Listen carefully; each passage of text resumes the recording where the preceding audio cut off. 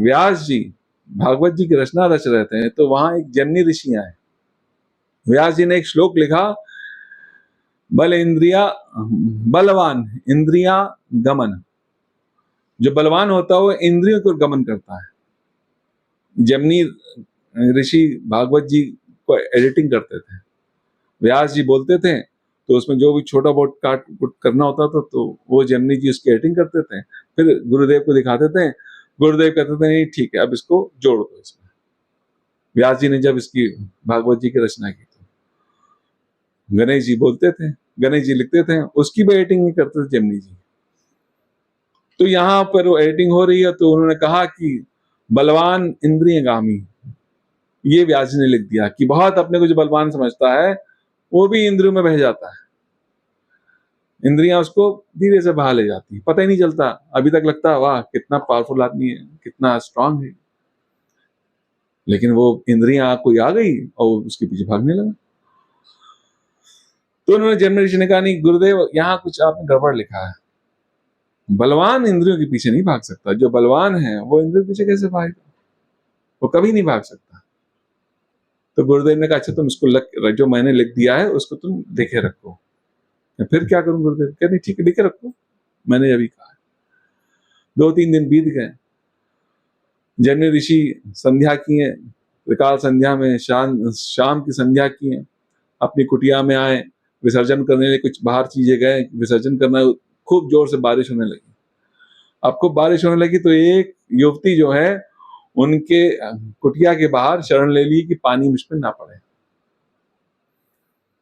तो थोड़ी देर उन्होंने देखा कि अरे पानी तो बहुत बरस रहा है, ये तो भीग जाएगी, बाहर खड़ी है। तो उन्होंने उस युवती से कहा कि भाई तुम अंदर आ जाओ। तो युवती का नहीं महाराज हम अंदर नहीं आएंगे। क्या, अरे मैं पवित्र ब्राह्मण, मैं ब्रह्मचारी हूँ, मैं जमनी हूँ, मुझ पे भरोसा नहीं तो संसार पे किस पे भरोसा होगा। तो उनका ठीक है आप कह रहे तो अंदर आ जाते। वो युवती अंदर आ गई। अब थोड़ी देर बाद जमनी को बड़ी सौंदर्य दिखा उस युवती में। जमनी भी अविवाहित। जमनी ने पूछा क्यों देवी आपका विवाह हो गया है? उसने कहा नहीं महाराज हमारा तो विवाह नहीं हुआ। क्या अच्छा मैं आपको प्रस्ताव दूं, मैं इनका शिष्य हूँ, व्यास नारायण का मैं शिष्य हूँ, जमनी मेरा नाम है और मैं ब्राह्मण हूँ, मैं आपसे विवाह करना चाहता हूँ, तो आपको कोई आपत्ति? कहें कोई आपत्ति नहीं है, मेरे पिता का एक संकल्प है वो आप पूरा कर लेंगे? कि हाँ बताइए क्या है? कि एक संकल्प ये है कि आपने उटीला देखा है? क्या हाँ देखा है। क्या जगदम्बा का मंदिर है? कहाँ है? क्या आप सुबह कल वहां पहुंच जाइएगा। ठीक, क्या और क्या करना है? क्या उसमें आपको घोड़ा बनना पड़ेगा, मैं आप पे सवारी करूंगी। तो क्या अच्छा और क्या है? और तो कुछ नहीं है। क्या और कुछ नहीं? काजल लगा लीजिएगा अपने पूरे मुंह पर। क्या ठीक बस इतना ही है? कहाँ बस इतना ही पिताजी, इतना ही कहा है।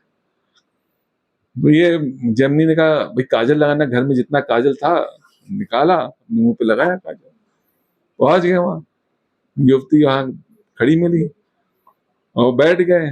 युवती से कहा बैठ जाओ, अब घोड़े घोड़े बन के चल रहा है ना ऊपर। हाँ बस घोड़े बन के चली, मुझे बैठा के ऊपर घोड़े बन के। उनके इसमें क्या है, अगर ये इतना ही शर्त है तो मुझे इतना, कोई इसमें एतराज नहीं है। ऊपर गए, पहुंचते पहुंचते 1-1.5 घंटा लगा, पहुंचते पहुंचते गए ऊपर। और जब चबूतरे पे आए, जब मंदिर पे आए, तो एक खंबे के पीछे भगवान व्यास बैठे थे। कहते हैं कर्षति या ना कर्षति, बलवान को इंद्रियां खींचती है कि नहीं खींचती हैं? वहां युवती गायब, सब गायब। अब जमनी क्या बोले, मैं बलवान हूं, मैं बहुत बलवान हूं, लेकिन इंद्रियां खींच लेती, इंद्रियगामी हो जाता आदमी, इसलिए महान नहीं बन पाता। महानता उसकी यहीं से खत्म हो जाती है। आदमी सोचता है मैं जीवन में महान क्यों नहीं हुआ, क्योंकि उसको इंद्रिय ने खींचा हुआ है। जिसने इंद्रियों पर विजय के, जो जितेंद्रिय बन गया वो ऊपर निकल जाता है, सबको छोड़ के वो आगे निकल जाता है। पर यहीं पर आके रुक जाता है, कहीं यहीं गाड़ी आके फंस जाती है उसकी। कर्षति या ना कर्षति, कुछ नहीं बोल पाए जमनी, कुछ कह ना पाए।